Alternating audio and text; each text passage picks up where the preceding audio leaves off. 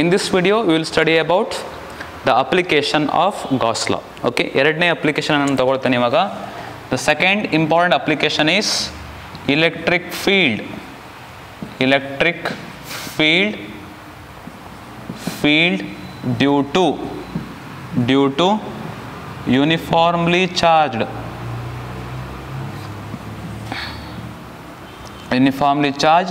spherical shell.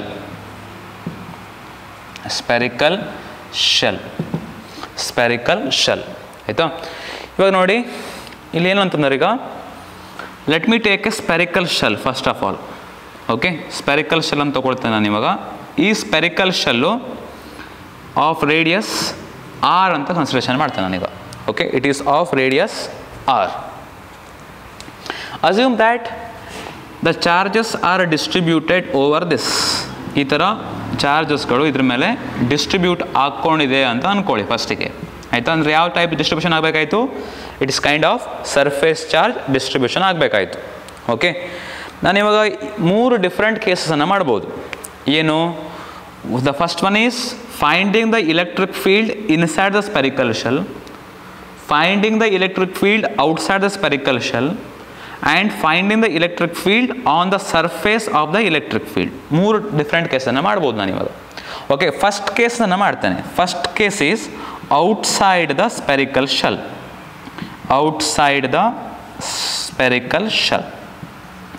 Spherical shell ಅಂತ ತಗೊಳ್ತಾನೆ.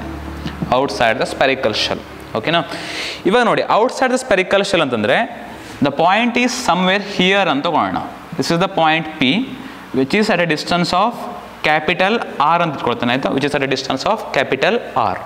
ಆಯಿತಾ, ನನಗೆ ಇಲ್ಲಿ ಈಗ ಎಲೆಕ್ಟ್ರಿಕ್ ಫೀಲ್ಡನ್ನು ಕಂಡುಹಿಡಬೇಕು ಡ್ಯೂ ಟು ದಿಸ್ ಸ್ಪೆರಿಕಲ್ ಶೆಲ್ಲಿಂದ. First thing is you need to use the Gauss law. Gauss ಲಾನ ಯೂಸ್ ಮಾಡಬೇಕು ಅಂತ ಹೇಳಿದರೆ ಯು ನೀಡ್ ಟು ಕ್ಲೋಸ್ ಮಾಡಬೇಕು. ಎಂಟೈರ್ ಸ್ಪೆರಿಕಲ್ ಶೆಲ್ಲನ್ನು ಕ್ಲೋಸ್ ಮಾಡಬೇಕು ಅಂದರೆ you need to consider spherical imaginary ಸರ್ಫೇಸನ್ನು ಕನ್ಸಿಡರೇಷನ್ ಮಾಡಬೇಕಾಯ್ತು. ಸೊ ಅದಕ್ಕೋಸ್ಕರ ಏನು ಮಾಡ್ತೀನಿ ಅಂತಂದರೆ I will consider a spherical Gaussian surface. Okay, spherical Gaussian ಸರ್ಫೇಸನ್ನು ಕನ್ಸಿಡರೇಷನ್ ಮಾಡ್ತೇನೆ which is of radius R itself. Okay, ಆರೇ ಆಗಿರ್ತದೆ ಅದು.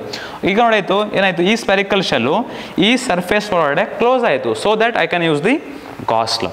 ಅಷ್ಟಕ್ಕೆ ಯೂಸ್ ಮಾಡೋದು ಗಾಸ್ ಲಾನ, ಮತ್ತೆ ನಕ್ಕೂ ಅಲ್ಲ. ಅರ್ಥ ಆಯ್ತಲ್ಲ ಎಲ್ರಿಗೂ ಹೇಗೆ ಅಂತ ಹೇಳ್ಬಿಟ್ಟು.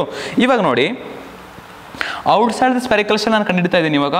First thing is electric flux phi equal to E into delta S into cos theta. ಇವಾಗ ಈ ಪಾಯಿಂಟಲ್ಲಿ ನಾನು ಎಲೆಕ್ಟ್ರಿಕ್ ಫೀಲ್ಡ್ನ ಈಗ ಇಲ್ಲಿ ಪ್ಲಸ್ ಚಾರ್ಜ್ ಆಗಿರೋದ್ರಿಂದ electric field is radially outward. Electric field ಹಿಂಗಿರುತ್ತೆ.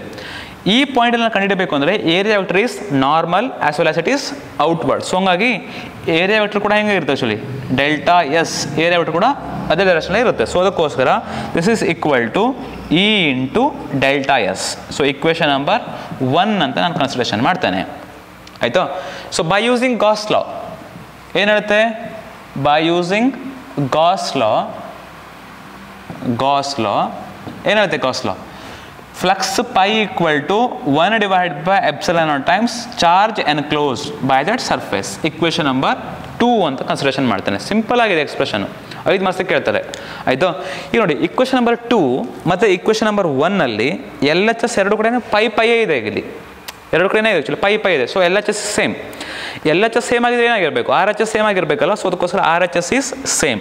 So therefore E into delta S must be equal to 1 by epsilon not times charge and closed. So therefore E equal to 1 by epsilon not times charge divided by delta s. So can you please tell me the value of delta s here? Delta s ಅನ್ನು ಹೇಳ್ತೀರಾ ಹೇಗೆ ಅಂತ ಹೇಳ್ಬಿಟ್ಟು. So delta is nothing but it is not at all a surface. ಏನದು? Cross sectional area ಅಲ್ಲ ಅದು. It must be the surface area of the spear.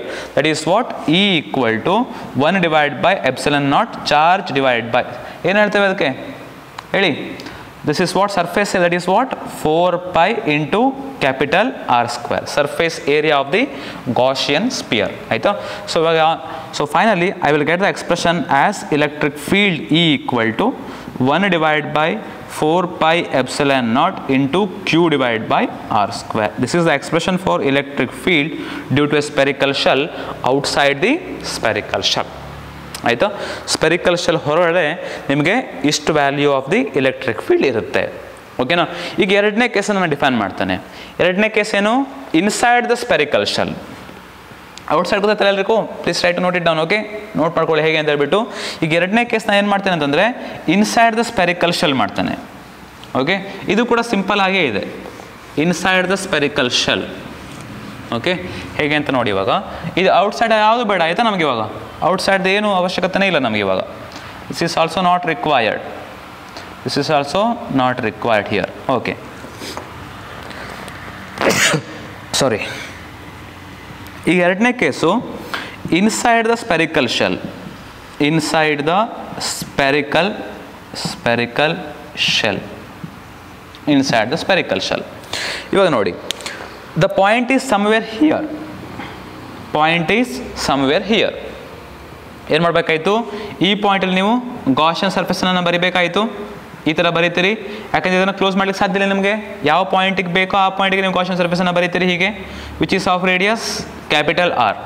Which is of radius capital R. Okay, ಇವಾಗ ನೋಡಿ ಈ ಪಾಯಿಂಟಲ್ಲಿ same ಉಳಿದೆಲ್ಲ same electric field ಹಿಂಗೆ ಹೋಗ್ತಾ ಇರುತ್ತೆ. ಏರಿಯಾ ವೆಕ್ಟರ್ ಕೂಡ ಅದೇ ಡೈರೆಕ್ಷನ್ ಇರುತ್ತೆ, ಡೆಲ್ಟಾ ಎಸ್. ಯಾಕೆಂದರೆ ಏರಿಯಾ ವೆಕ್ಟರ್ ಈಸ್ ಔಟ್ವರ್ಡ್. ಹೌದಾ. ಸೊ ಫಸ್ಟ್ ಕೇಸಲ್ಲಿ ಏನು ಹೇಳ್ತೀರಿ ನೀವು ಆ್ಯಕ್ಚುಲಿ, ಎಲೆಕ್ಟ್ರಿಕ್ ಫ್ಲಕ್ಸ್ ಏನಾಗಿರುತ್ತೆ ಇದು, flux phi equal to E into delta S into cos theta. Theta is going to be 0 degree. So ಹಂಗಾಗಿ ಏನಾಗುತ್ತೆ ಅದು ಇ ಇಂಟು ಡೆಲ್ಟಾ ಎಸ್ ಮಾತ್ರ ಉಳಿಯುತ್ತೆ ನಿಮಗಲ್ಲಿ. ಇ ಇಂಟು ಡೆಲ್ಟಾ ಎಸ್ ಮಾತ್ರ ಉಳಿದಿರುತ್ತೆ. ಹೌದಾ. This is what equation number 1 ಅಂತ ತಗೊಳ್ತಾನೆ. ಸೊ ಬೈ ಯೂಸಿಂಗ್ ಗಾಸ್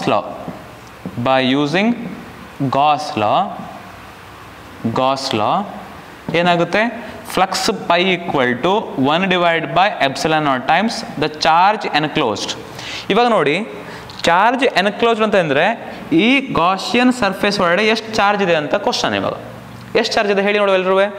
ಈ ಗಾಷಿಯನ್ ಸರ್ಫೇಸ್ ಒಳಗೆ ಯಾವುದೇ ರೀತಿ ಚಾರ್ಜ್ ಇಲ್ಲ ನೋಡಿ. ಚಾರ್ಜ್ ಇರೋದು ಇಲ್ಲಿ ಮಾತ್ರ ಚಾರ್ಜ್ ಇದೆ. ಇಲ್ಲಿ ಈ ಗಾಷಿಯನ್ ಸರ್ಫೇಸ್ ಒಳಗೆ ಏನು ಕೂಡ ಚಾರ್ಜ್ ಇಲ್ಲ ಇಲ್ಲಿ. ಸೊ ಅದಕ್ಕೋಸ್ಕರ ಏನಾಗುತ್ತೆ, net charge is going to be 0. So ಹಂಗಾಗಿ net charge is going to be 0. That is equal to 0. Equation number 2 ಅಂತ ಆಯಿತು. ನೋಡಿ, ಫ್ಲಕ್ಸ್ ಪೈ ಈಕ್ವಲ್ ಟು 0 ಅಂದರೆ ಏನಾಗಬೇಕಾಯ್ತು, electric field is going to be how much, electric field is going to be 0. Electric field is equal to 0. So that's the reason why electric field inside the spherical shell is 0. Inside the spherical shell is 0 ಅಂತ ತಗೊಳ್ತೇವೆ. So that we can easily find out the value of electric field inside the spherical shell. ಈ ರೀತಿ ಮಾಡಿಬಿಟ್ಟು ನೀವೇನು ಮಾಡ್ಬೋದು, inside ಅನ್ನು ಕಂಡುಹಿಡಿಯಬಹುದು. Okay, next ವಿಡಿಯೋದಲ್ಲಿ ಮುಂದಿನ ಅಪ್ಲಿಕೇಶನ್ ನಾವು ಸ್ಟಡಿ ಮಾಡೋಣ. ಓಕೆ.